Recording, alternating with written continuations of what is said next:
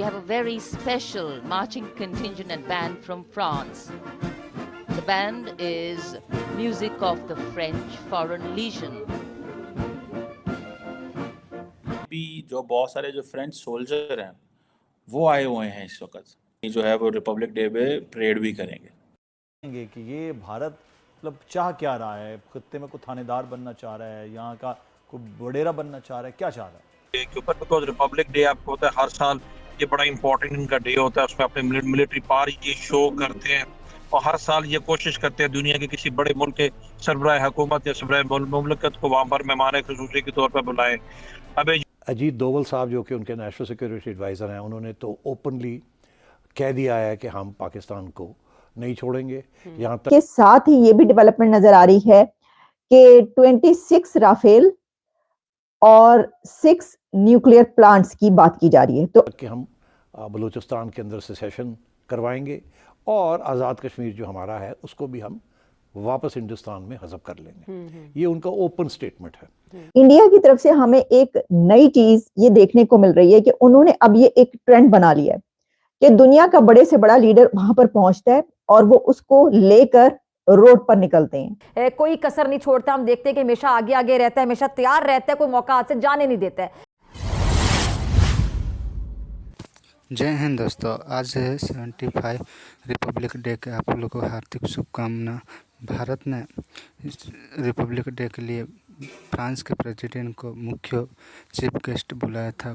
France और भारत का पहले से बहुत संबंध है, गहरे मित्र है भारत के फ्रांस, इसीलिए भारत ने इस बार फ्रांस को प्रेसिडेंट को निमंत्रण दिया था। भारत में अलग अलग आज आर्मी पर्सनल ने कैडेट ने हिस्सा लिया था। भारत में आने के भारतीय स्वदेशी हथियार और विदेशी हथियार भी दिखाए हैं। भारत ने अपनी ताकत दिखाई है। आज भारत में रिपब्लिक डे पर पूरे दुनिया में भारत की ताकत गूंजी है। आज फ्रांस के प्रेसिडेंट के सामने भी भारत ने अपनी ताकत दिखाई है। वो देख पाकिस्तानी मीडिया में बात कर रहे हैं, भारत अपने मेड इन इंडिया हथियार फ्रांस को दिखा रहा है।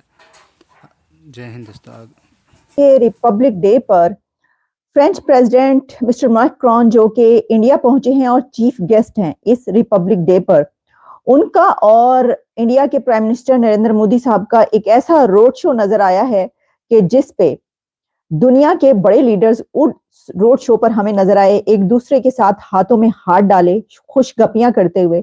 लेकिन ये तो एक तरफ, इसके साथ ही ये भी डेवलपमेंट नजर आ रही है कि 26 राफेल और 6 न्यूक्लियर प्लांट्स की बात की जा रही है। तो आइए जरा इसको डिस्कस किए लेते हैं कि ये जो एक बड़ा दिन इंडिया का और इस पर प्रेसिडेंट मैक्रोन मौजूद हैं इंडिया में, उसमें क्या क्या सूरत हाल सामने है। सबसे पहले तो जिस वक्त प्रेसिडेंट मैक्रोन इंडिया पहुंचे तो जयपुर में उनका जैसा इस्तकबाल किया गया, जैसा उनको वेलकम किया गया, मैं समझती हूँ कि बहुत ही कम ऐसा हमें देखने को मिलता है, इंडिया में देखने को मिलता है। इंडिया की तरफ से हमें एक नई चीज ये देखने को मिल रही है कि उन्होंने अब ये एक ट्रेंड बना लिया है कि दुनिया का बड़े से बड़ा लीडर वहां पर पहुंचता है और वो उसको लेकर रोड पर निकलते हैं। एक रोड शो किया जाता है भारत के वजीर आजम नरेंद्र मोदी साहब के साथ। हर दुनिया का बड़ा लीडर जीप पर खड़ा होता है और जीप पर वो निकलते हैं अपने रोड पर। रोड के दोनों अतराफ उनकी आवाम होती है और उनके ऊपर फूलों की पत्तियां निछावर की जा रही होती हैं और उनके हक में स्लोगन्स सुनने को उस वक्त मिल रहे होते हैं।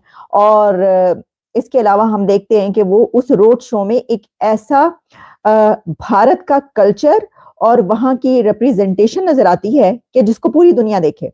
तो देखें, क्या ये एक बड़ी बात है? इसकी वजह यह है कि दुनिया के बड़े लीडर्स इस तरीके से भारत की सड़कों पर जीप में सफर करते हुए उनके वजीर आजम के साथ नजर आए, तो ये कोई छोटी बात नहीं है, ये बहुत बड़ी बात है। और हमने देखा कि इससे पहले जब पहुंचे थे यूएई के जो लीडर हैं वहां के हेड, तो वहां पर भी हमने ये देखा कि इसी तरीके से भारत के वजीर आजम नरेंद्र मोदी उनके साथ भी गले मिलते हुए, रोड शो करते हुए, और रोड पर जीप में जब निकलते हैं तो दोनों तरफ से लोग, आवाम सड़क पर मौजूद होते हैं, फूलों की पत्तियां निछावर हो रही होती हैं। ये जो ट्रेंड है ये इंडिया ने ही बनाया है और ये पहली मर्तबा जो है ये हमें देखने को ऐसा नजर आ रहा है। क्योंकि अच्छा, इससे क्या है, इससे ऐसा लगता है कि उनके जो वो रिलेशन बना रहे हैं ना कंट्रीज के साथ और लीडर्स को, तो वो सिर्फ इस हद तक नहीं कि वो आ रहे हैं तो बायलैटरल रिलेशंस हो रहे हैं और डील हो रही है, नहीं, वो उनको अपने अवाम तक ले गए, अपने लोगों तक ले गए, वो इतने गहरे टाइज कर रहे हैं।